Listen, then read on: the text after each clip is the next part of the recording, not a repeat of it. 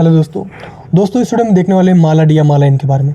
ये माला डी या माला इन क्या है, तो इसमें एक कंबाइंड ओरल कॉन्ट्रासेप्टिव पिल है।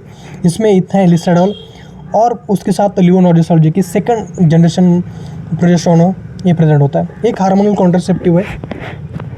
ये काफ़ी कॉमनली यूज़ की जाती है और गवर्नमेंट ऑफ इंडिया के थ्रू नेशनल फैमिली प्रोग्राम में भी प्रोवाइड की जाती है। ओके, तो इसमें क्या होता है, 21 टैबलेट्स होते हैं जो कि हम जो मेंस्ट्रुएशन होता है उसके फर्स्ट डे से हम स्टार्ट करने होते हैं अप टू 28 डे तक। फर्स्ट 21 डेज होते हैं उसमें एक हार्मोनल पिल्स होती है। ओके, और उसके बाद जो लास्ट 7 डेज है उसमें फेरस फ्यूमोरेट जो आयरन है उसको प्रोवाइड किया जाता है। ओके, लास्ट 7 डेज इसलिए उसमें ऐड किए जाते हैं कि जो लेडी है उसको आसानी हो वो टैबलेट लेने में। जैसे पैक ख़त्म हो जाता है 7 डेज, उसके बाद दोस्तों उस लेडी को मेंस्ट्रुएशन या ब्लीडिंग हो जाती है और उसके बाद जब ब्लीडिंग स्टार्ट हो जाती है उसके फर्स्ट डे से वो नई पैक स्टार्ट कर सकती है। ओके, तो इसका मैकेनिज्म ऑफ एक्शन कैसे होता है, तो ये क्या करते हैं जो माला डी या माला यानी है उसमें हार्मोन्स है, प्रोजेस्टेरोन, एस्ट्रोजन। ये क्या करते हैं, नेगेटिव फीडबैक भेज देते हैं एलएचएफएसएच को कि हमारे पास बहुत ज़्यादा बॉडी में प्रोजेस्टेरोन, एस्ट्रोजन है, आपकी ज़रूरत नहीं है। तो एलएचएफएसएच बॉडी में नहीं होगा तो जो फॉलिकल है उसकी ज़रूरत नहीं होगी और ओवुलेशन में नहीं होगा, तो अनओवुलेशन के कारण वहाँ पे कॉन्ट्रासेप्टिव इन्वायरमेंट बन जाएगा। दूसरा जो प्रोजेस्टेरोन है वो क्या करता है, एंडोमेट्रियम को थिनिंग करने की वजह से वो अनफेवरेबल बना जाता है फॉर इम्प्लांटेशन, और वो जो सर्वाइकल म्यूकस होता है उसके भी वो थिकनेस वो बढ़ाता है, यानी उसको गाढ़ा कर देता है। इसके वजह से उस स्पर्म है वो ऊपर स्पेंट्रेट नहीं कर पाते। ओके, तो ये तो होगा उसका मैकेनिज्म। अब उसके जो कॉन्ट्राइंडिकेशन है दोस्तों, कॉन्ट्राइंडिकेशंस में कई सारे कॉन्ट्राइंडिकेशन है उसके, जैसे कि उस पेशेंट को हम जो ब्रेस्ट कैंसर का पेशेंट है उसमें नहीं दे सकते। जैसे कि हाइपरटेंशन हो, यानी अनकंट्रोल्ड हाइपरटेंशन, यानी मोर देन 160/90 BP हो, तो उसमें हम दे सकते।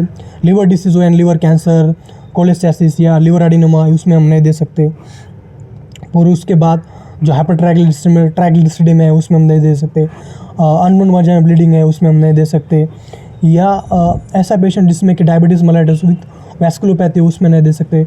माइग्रेन है उसके और उसके साथ ओरा हो उसको हम नहीं दे सकते।